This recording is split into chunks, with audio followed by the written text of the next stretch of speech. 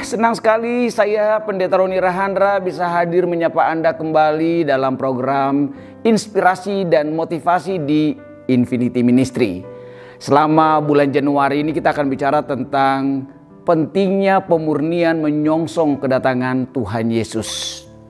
Yang menjadi ayat pendukung kita untuk sharing saat ini ada di Maliaki pasal yang ketiga ayat yang kedua sampai ketiga. Maliaki pasal yang ketiga ayat 2 dan 3. Siapakah yang dapat bertahan akan hari kedatangannya, dan siapakah yang dapat tetap berdiri apabila ia menampakkan dirinya? Sebab ia seperti api tukang pemurni logam dan seperti sabun tukang penatu. Ia akan duduk seperti orang yang memurnikan dan mentahirkan perak, dan ia mentahirkan orang Lewi, menyucikan mereka seperti emas dan perak, supaya mereka menjadi orang-orang yang mempersembahkan korban yang benar kepada Tuhan. Saudara-saudara yang terkasih dalam Kristus, Maliaki pasal yang ketiga ayat yang kedua sampai dengan 3 ini berbicara tentang Tuhan yang datang seperti tukang pemurni logam dan seperti sabun tukang penatu. Ini mengingatkan kita bahwa kedatangan Tuhan itu memerlukan persiapan hati memenuhi pemurnian hidup kita.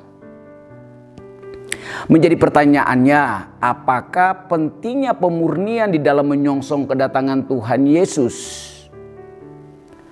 Pertama yang kita renungkan dari Maliaki pasal 3 ayat yang kedua dan ketiga ini, yang pertama adalah pemurnian sebagai proses yang diperlukan.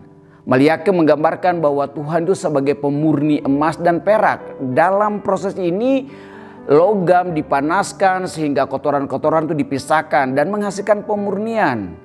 Begitu pula dengan hidup kita, Bapak Ibu Saudara-saudara. Tuhan ingin untuk memurnikan kita dari dosa, sifat egois dan segala sesuatu yang tidak berkenan.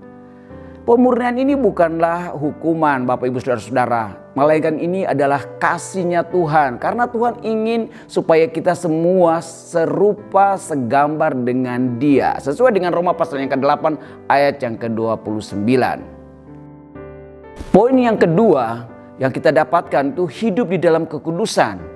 Nah, Bapak Ibu Saudara terkasih, pemurnian itu menuntun kita untuk hidup dalam kekudusan. Seperti yang ada di 1 Petrus 1 ayat yang ke-16. Mengingatkan kita, di sana dikatakan, kuduslah kamu sebab aku kudus. Nah, kekudusan ini adalah syarat untuk menyongsong kedatangan Tuhan.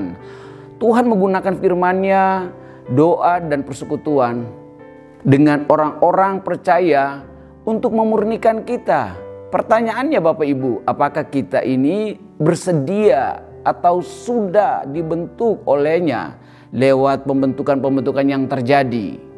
Dan poin yang terakhir yang dapat kita pelajari dari Maliaki 3 ayat yang kedua dan ketiga itu tentang bagaimana kita mempersiapkan diri menyambut kedatangan Yesus. Bapak Ibu Saudara-saudara yang terkasih, kedatangan Tuhan Yesus yang kedua itu bukan hanya janji, itu bukan sekedar omong-omong aja, tetapi ini juga panggilan untuk kita mengintrospeksi diri. Apakah kita sudah mencerminkan kasih dan kebenaran dan kekudusan dalam kehidupan kita? Nah, Bapak Ibu yang terkasih, pemurnian itu adalah tanda kasih karunia, bukan beban.